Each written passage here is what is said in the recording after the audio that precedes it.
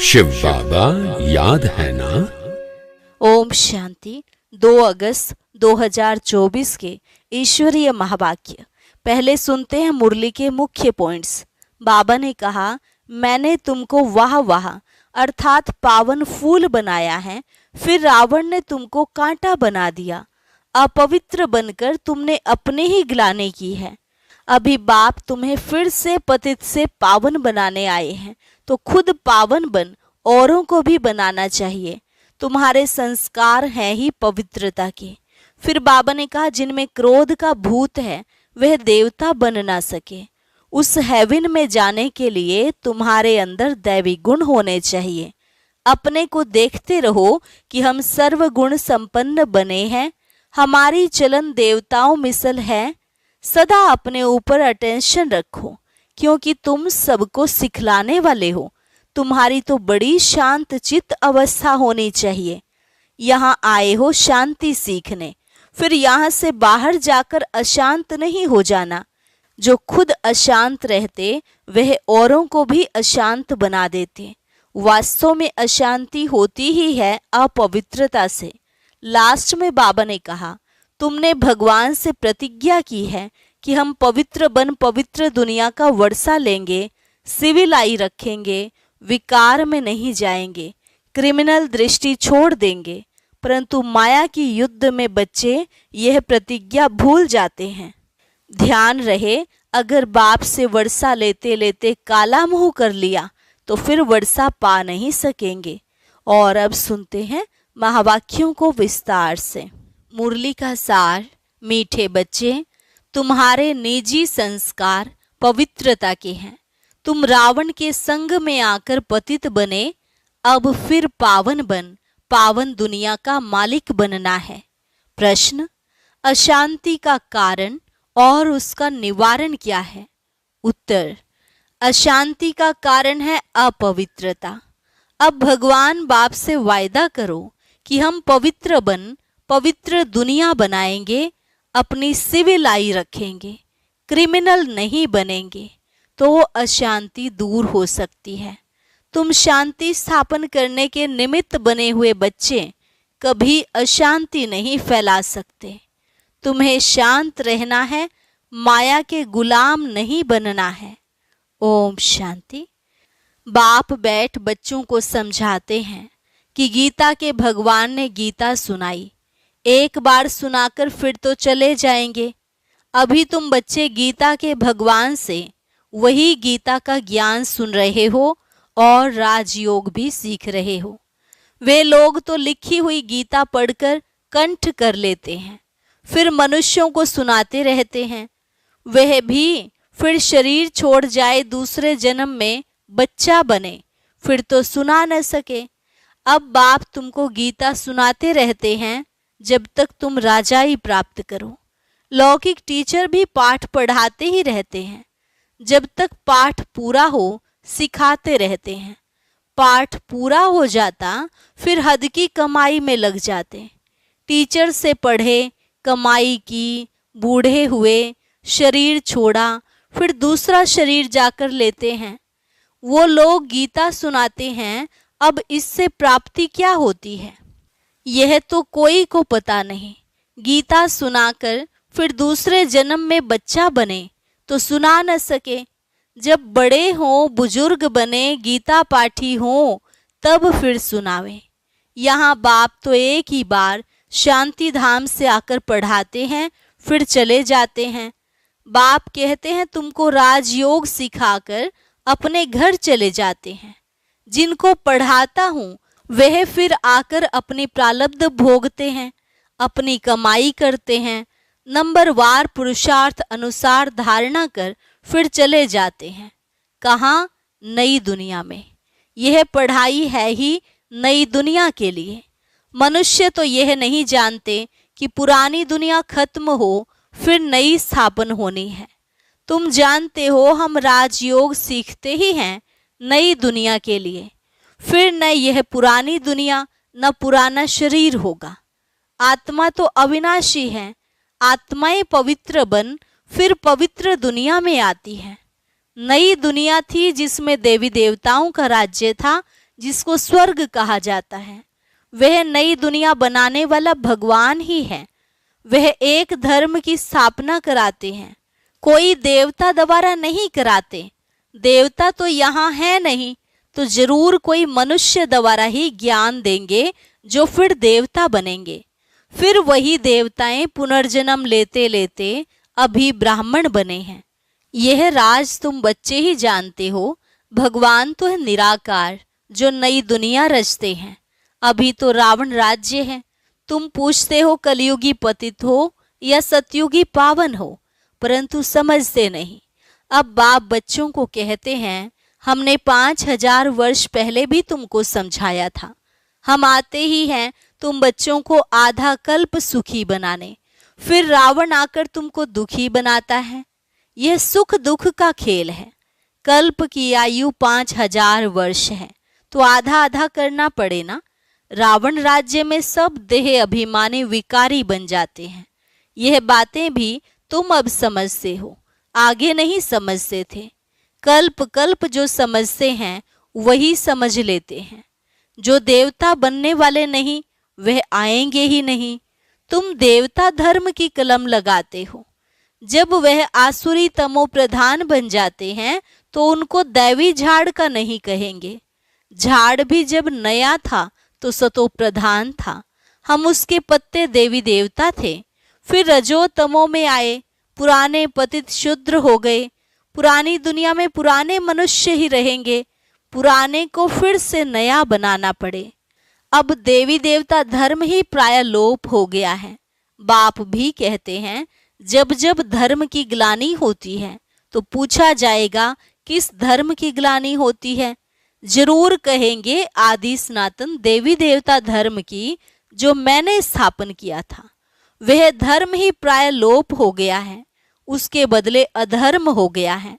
तो जब धर्म से अधर्म की वृद्धि होती जाती तब बाप आते हैं। ऐसे नहीं कहेंगे धर्म की वृद्धि। धर्म तो प्राय लोप हो गया, बाकी अधर्म की वृद्धि हुई। वृद्धि तो सभी धर्मों की होती है। एक क्राइस्ट से कितने क्रिश्चियन धर्म की वृद्धि हुई, बाकी देवी देवता धर्म प्राय लोप हो गया। पतित बनने कारण आप ही ग्लानि करते हैं। धर्म से अधर्म भी एक ही होता है। और तो सब ठीक चल रहे हैं, सब अपने अपने धर्म पर कायम रहते हैं। जो आदि सनातन देवी देवता धर्म वॉइसलेस था वह विशेष बन पड़े हैं। हमने पावन दुनिया स्थापन की, फिर वही पतित शूद्र बन जाते हैं, अर्थात उस धर्म की ग्लानि हो जाती है। अपवित्र बनते तो अपनी ग्लानि कराते हैं। विकार में जाने से पतित बन जाते हैं। अपने को देवता कहला नहीं सकते हैं। स्वर्ग से बदल नरक हो गया है, तो कोई भी वाह वाह पावन है नहीं। तुम कितने छीछी पतित बन गए हो। बाप कहते हैं तुमको वाह वाह फूल बनाया, फिर रावण ने तुमको कांटा बना दिया। पावन से पतित बन गए हो। अपने धर्म की ही हालत देखनी है। पुकारते भी हैं कि हमारी हालत आकर देखो, हम कितने पतित बने हैं, फिर हमको पावन बनाओ। पतित से पावन बनाने बाप आते हैं तो फिर पावन बनना चाहिए, औरों को भी बनाना चाहिए। तुम बच्चे अपने को देखते रहो कि हम सर्वगुण संपन्न बने हैं। हमारी चलन देवताओं मिसल है। देवताओं के राज्य में तो विश्व में शांति थी। अब फिर तुमको सिखलाने आया हूं विश्व में शांति कैसे स्थापन हो, तो तुमको भी शांति में रहना पड़े। शांत होने की युक्ति बताता हूं कि मेरे को याद करो तो तुम शांत हो, शांति धाम में चले जाएंगे। कोई बच्चे तो शांत रहकर औरों को भी शांति में रहना सिखलाते हैं, कोई अशांति कर देते हैं।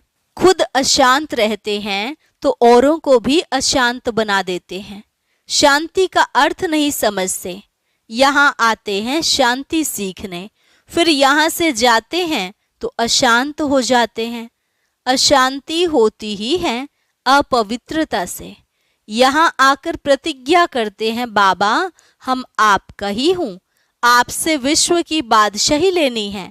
हम पवित्र रहकर फिर विश्व के मालिक जरूर बनेंगे। फिर घर में जाते हैं तो माया तूफान में ले आती है, युद्ध होती है ना। फिर माया के गुलाम बन पतित बनना चाहते हैं। अबलाओं पर अत्याचार वही करते हैं जो प्रतिज्ञा भी करते हैं कि हम पवित्र रहेंगे। फिर माया का वार होने से प्रतिज्ञा भूल जाते हैं।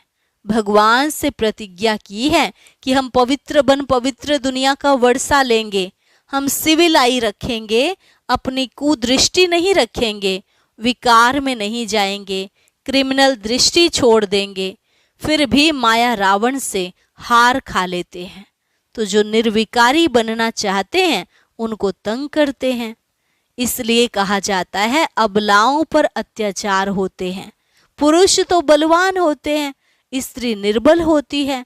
लड़ाई आदि में भी पुरुष जाते हैं क्योंकि बलवान है, स्त्री नाजुक होती है। उनका कर्तव्य ही अलग है। वे घर संभालती है, बच्चे पैदा कर उनकी पालना करती है। यह भी बाप समझाते हैं वहां होता ही है एक बच्चा, सो भी विकार का नाम नहीं। यहाँ तो सन्यासी भी कभी कभी कह देते हैं कि एक बच्चा तो जरूर होना चाहिए। क्रिमिनल आई वाले ठग ऐसी शिक्षा देते हैं। अब बाप कहते हैं इस समय के बच्चे क्या काम के होंगे, जबकि विनाश सामने खड़ा है, सब खत्म हो जाएंगे। मैं आया ही हूँ पुरानी दुनिया का विनाश करने। वह हुई सन्यासियों की बात, उन्हों को तो विनाश की बात का मालूम ही नहीं। तुमको बेहद का बाप समझाते हैं अब विनाश होना है, तुम्हारे बच्चे वारिस बन नहीं सकेंगे। तुम समझते हो हमारे कुल की निशानी रहे, परंतु पतित दुनिया की कोई निशानी रहेगी नहीं। तुम समझते हो पावन दुनिया के थे, मनुष्य भी याद करते हैं क्योंकि पावन दुनिया होकर गई है, जिसको स्वर्ग कहा जाता है, परंतु अब तमो प्रधान होने के कारण समझ नहीं सकते हैं। उन्हों की दृष्टि ही क्रिमिनल है। इसको कहा जाता है धर्म की ग्लानि।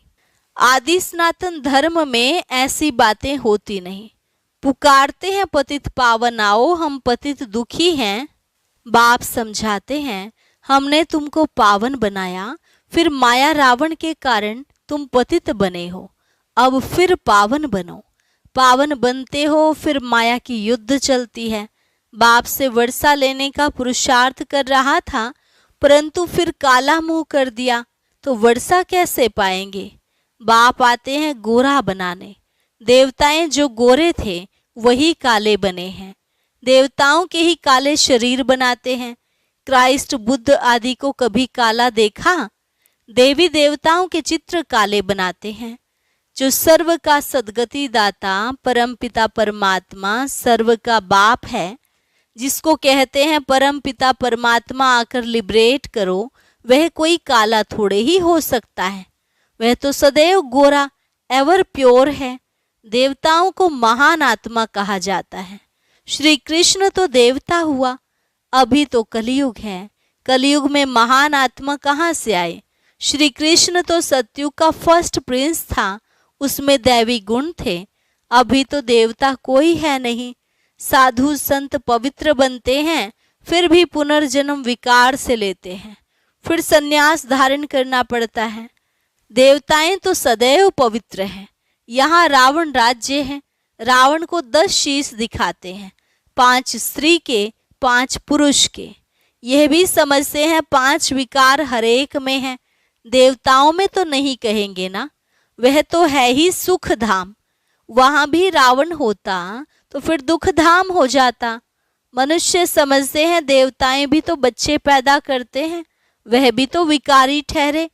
उन्हों को ये पता ही नहीं देवताओं को गाया ही जाता है संपूर्ण निर्विकारी, तब तो उन्हों को पूजा जाता है। सन्यासियों की भी मिशन है, सिर्फ पुरुषों को सन्यास कराए मिशन बढ़ाते हैं। बाप फिर प्रवृत्ति मार्ग की नई मिशन बनाते हैं, जोड़ी को ही पवित्र बनाते हैं। फिर तुम जाकर देवता बनेंगे। तुम यहाँ सन्यासी बनने के लिए नहीं आए हो, तुम तो आए हो विश्व का मालिक बनने। वह तो फिर गृहस्थ में जन्म लेते हैं, फिर निकल जाते हैं। तुम्हारे संस्कार हैं ही पवित्रता के। अब अपवित्र बने हो, फिर पवित्र बनना है। बाप पवित्र गृहस्थ आश्रम बनाते हैं। पावन दुनिया को सतयुग, पतित दुनिया को कलयुग कहा जाता है। यहाँ कितनी पाप आत्माएं हैं, सतयुग में यह बातें होती नहीं। बाप कहते हैं जब जब भारत में धर्म की ग्लानि होती है, अर्थात देवी देवता धर्म वाले पतित बन जाते हैं, तो अपनी ग्लानि कराते हैं। बाप कहते हैं हमने तुमको पावन बनाया था, फिर तुम पतित बने, कोई काम के नहीं रहे। जब ऐसे पतित बन जाते हो तब फिर पावन बनाने हमको आना पड़ता है। यह ड्रामा का चक्र है जो फिरता रहता है। हेवन में जाने के लिए फिर दैवी गुण भी चाहिए, क्रोध नहीं होना चाहिए। क्रोध है तो वह भी जैसे असुर कहलाएंगे। बड़ी शांत चित्त अवस्था चाहिए। क्रोध करते हैं तो कहेंगे इनमें क्रोध का भूत है। जिनमें कोई भी भूत हो वह देवता बन न सके, नर से नारायण बन न सके। देवताएं तो हैं ही निर्विकारी, यथा राजा रानी तथा प्रजा निर्विकारी हैं। भगवान बाप ही आकर संपूर्ण निर्विकारी बनाते हैं। अच्छा, मीठे मीठे सिकिलधे बच्चों प्रति माता पिता बाप दादा का याद प्यार और गुड मॉर्निंग। रूहानी बाप की रूहानी बच्चों को नमस्ते। रूहानी बच्चों की रूहानी बाप दादा को नमस्ते नमस्ते, गुड मॉर्निंग। धारणा के लिए मुख्य सार। पहली पॉइंट, बाप से पवित्रता की प्रतिज्ञा की है तो अपने को माया के वार से बचाते रहना है, कभी माया का गुलाम नहीं बनना है। इस प्रतिज्ञा को भूलना नहीं है, क्योंकि अब पावन दुनिया में चलना है। दूसरी पॉइंट, देवता बनने के लिए अवस्था को बहुत बहुत शांत चित्त बनाना है। कोई भी भूत प्रवेश होने नहीं देना है, दैवी गुण धारण करने हैं। वरदान, फरिश्ते स्वरूप की स्मृति द्वारा बाप की छत्र छाया का अनुभव करने वाले विघ्न जीत भव। फरिश्ते स्वरूप की स्मृति द्वारा बाप की छत्र छाया का अनुभव करने वाले विघ्न जीत भव। अमृत वेले उठते स्मृति में लाओ कि मैं फरिश्ता हूँ। ब्रह्मा बाप को यही दिल पसंद गिफ्ट दो तो रोज अमृत वेले बाप दादा आपको अपनी बाहों में समा लेंगे। अनुभव करेंगे कि बाबा की बाहों में अतीन्द्रिय सुख में झूल रहे हैं। जो फरिश्ते स्वरूप की स्मृति में रहेंगे उनके सामने कोई भी परिस्थिति व विघ्न आएगा तो बाप उनके लिए छत्र छाया बन जाएगा। तो बाप की छत्र छाया और प्यार का अनुभव करते विघ्न जीत बनो। स्लोगन, सुख स्वरूप आत्मा स्वस्थिति से परिस्थिति पर सहज विजय प्राप्त कर लेती है। सुख स्वरूप आत्मा स्वस्थिति से परिस्थिति पर सहज विजय प्राप्त कर लेती है। अच्छा, आज का व्यक्त ज्ञान मोती बहुत विशेष है, सभी भाई बहनें जरूर सुने। अव्यक्त ज्ञान मोती सुनने के लिए ऊपर दिए गए बॉक्स पर क्लिक करें।